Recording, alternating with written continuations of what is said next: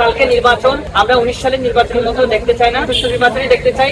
এখনো সময় আছে, বেশ কিছু বিষয় যদি কভার করা হয় তাহলে আমরা হয়তো সেই সুষ্ঠু নির্বাচনের দিকে যেতে পারি। তো সেই জায়গা থেকে আমি এখন যে বিষয়টা বলবো, গতকালকে সর্বশেষ প্রচারণার দিন ছিল, দেখতে পেয়েছি ছেলেরা বা প্রত্যেকটা প্রার্থী রাত 11টা পর্যন্ত তার প্রচারণা চালাতে পারবে, এটা ঠিক করা ছিল। কিন্তু আমরা দেখতে পেয়েছি করে ছেলেদের হলে প্রায় সারা রাত প্রচারণার কাজ তারা করেছেন, যেটা আচরণবিধি লঙ্ঘন। কিন্তু প্রশাসনের পক্ষ থেকে আমরা সেটা দেখতে পাই নাই। নারীদের হলে তারা ঠিকঠাক করতে পেরেছেন, বা সেটা তাদের নারীদের হক বন্ধ থাকার কারণে তারা 11টায় বন্ধ করতে বাধ্য হয়েছিলেন। কিন্তু ছেলেদের হলে তারা সারা রাত এই কাজটা চালিয়ে গেছেন, যেটা আচরণবিধি লঙ্ঘন। প্রশাসনের পক্ষ থেকে এটা নিয়ে কোনো ধরনের বিবৃতি, কোনো ধরনের আমল আমরা দেখতে পাই নাই। তো এটা একটা হতাশার বিষয়। এরপরে আমরা দেখতে পাচ্ছি সাইবার অ্যাটাক। একটু আগে আমরা দেখতে পেলাম খুব গুরুত্বপূর্ণ কিছু প্রার্থী তাদের আইডি হ্যাক করা হয়েছে। এখানে পক্ষ বিপক্ষ একে অপরকে দোষারোপ করতেছে। তো সেই জায়গা থেকে আমরা দীর্ঘদিন ধরে বলে আসতেছিলাম ঢাকা বিশ্ববিদ্যালয়ে অনলাইন পরিষদটাকে নিয়ন্ত্রণের মধ্যে নিয়ে আসা, ঢাকা বিশ্ববিদ্যালয়ের নাম দিয়ে যেসব গ্রুপ আছে, যেসব পেজ আছে, এগুলোকে নিয়ন্ত্রণের মধ্যে নিয়ে আসা। এবং ঢাকা বিশ্ববিদ্যালয়ের একটা গ্রুপ শিক্ষার্থী সংসদ, এই গ্রুপে সরাসরি ডিসি স্যার, ডক্টর স্যার সহ গুরুত্বপূর্ণ প্রশাসনিক পদে যারা আছেন তারাও আছেন।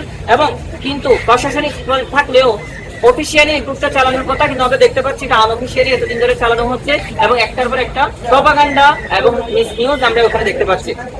এর বাইরে আমরা দেখতে পাচ্ছি সাইবার অ্যাটাক। এরপরে আমরা ফেসটুন দেখতে পাচ্ছি ঢাকা বিশ্ববিদ্যালয়ে ডাকসু নির্বাচনে আচরণবিধি লঙ্ঘনের বেশ কিছু ক্রাইটেরিয়া আমরা দেখতে পাচ্ছি। এর মধ্যে ফেসটুন বা ব্যানার একটা অংশ। তো সেই জায়গা থেকে ফেসটুন নিষিদ্ধ করার পরও বিভিন্ন সংগঠন, বিভিন্ন প্যানেল তারা তাদের ফেসটুন লাগিয়ে রেখেছেন বা লাগাচ্ছেন, এবং আমরা দেখতে পেয়েছি রিক্সা বা ভ্যানেও প্রচার করতে দেখতে পেয়েছি। তো সেই জায়গা থেকে ঢাকা বিশ্ববিদ্যালয়ের প্রশাসন দেখতে পাচ্ছেন না, আমরা দেখতে পাচ্ছি।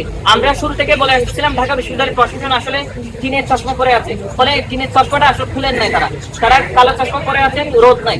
তো এই হচ্ছে অবস্থা। আমরা দেখতে পাচ্ছি সকল ধরনের আচরণবিধি লঙ্ঘন হচ্ছে, কিন্তু তারা দেখতে পাচ্ছেন না।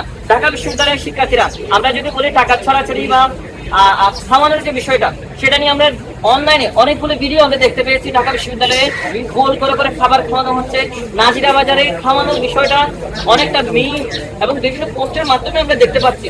রাতের বেলা কেউ যদি প্রচার করতে চান তাহলে নাজিরা বাজারে যাবেন, এই ধরনের পোস্ট আমরা অনেকের কাছ থেকে দেখতে পেয়েছি। এটা কেন বলা হচ্ছে? এটা তারা হতাশ হয়ে, ওই প্রার্থীরা হতাশ হয়ে কিন্তু এইসব আলাপ তুলতেছিলেন। অর্থাৎ নাজিরা বাজারে বা বিভিন্ন খাবারের দোকানে খাওয়ানো হচ্ছে এবং প্রভাবিত করার চেষ্টা করা হচ্ছে, কিন্তু প্রশাসন এই পোস্ট দেখতে পাচ্ছেন না, প্রশাসন এই আচরণবিধি লঙ্ঘনের বিষয়গুলো দেখতে পাচ্ছেন না। ফলে আমাদেরকে আপনাদের সামনে এই বিষয়গুলো তুলে আনতে হচ্ছে।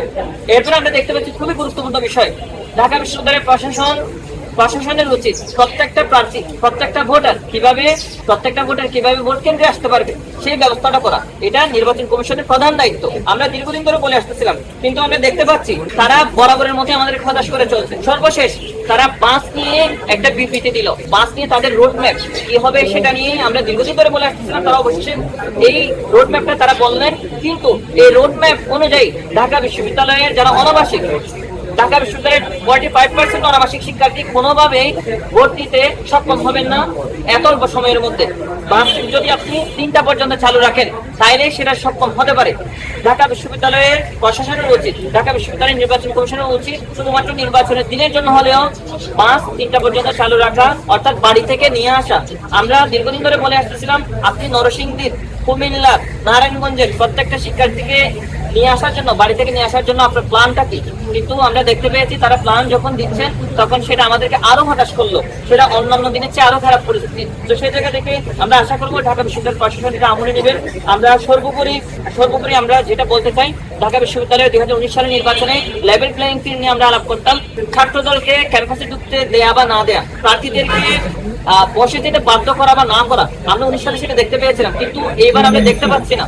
1800 প্রার্থী এখানে দাঁড়াচ্ছেন, তার প্রার্থীটা নিচ্ছেন, কিন্তু আমরা দেখতে পাচ্ছি সবচেয়ে খারাপ পরিস্থিতি আমাদের অনলাইন পরিস্থিতিটা, অর্থাৎ অনলাইনে লেভেল প্লেইং ফিল্ড তৈরি করতে পারেন নাই। তো সেই জায়গা থেকে দেখা যাচ্ছে প্রার্থীদের আইডি গুলো হ্যাক করা হচ্ছে। যেসব গ্রুপ বন্ধ করতে বলা হয়েছে, শিক্ষার্থী সংসদ 1, শিক্ষার্থী সংসদ 2 এখনো খোলা রাখা হয়েছে, এবং স্বয়ং বিসি প্রভিসি সহ গুরুত্বপূর্ণ ব্যক্তিরা ওই গ্রুপে অবস্থান করতেছেন, এবং তারা এই গ্রুপকে বন্ধ করবেন না। একটু জানার জন্য বলি, ঢাকা বিশ্ববিদ্যালয়ের বিসি নিয়োগ কিন্তু এই গ্রুপ থেকে হয়েছিল। একটা পোল খুলে ঢাকা বিশ্ববিদ্যালয়ের বিসি কে হবেন সেটা ওখান থেকে পোল খুলে ভোট নিয়ে কিন্তু নেওয়া হয়েছিল।